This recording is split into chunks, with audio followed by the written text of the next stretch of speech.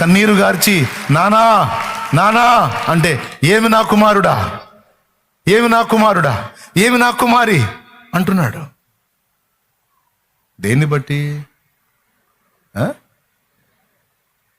ఆయన కృపగదు, కృపగదు మేలుకుంటుంది, కృపగదు సాయం చేస్తుంది, కృపగదు స్వస్థపరుస్తుంది, కృపగదు బాగు చేస్తుంది, కృపగదు బ్రతుకునిచ్చింది, కృపగదు నడిపిస్తుంది, కృపగదు ఫీడింగ్ ఇస్తుంది, కృపగదు రక్షణనిచ్చింది, కృపగదు నిత్య జీవం ఇచ్చింది, కృపగదు పరిశుద్ధాత్మనిచ్చింది, కృపగదు రాకడలను ఎత్తబడేటట్టు చేసేది.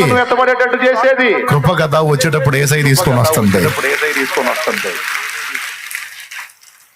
నా జీవితాన కురిసెనే నీ కృపామృతం,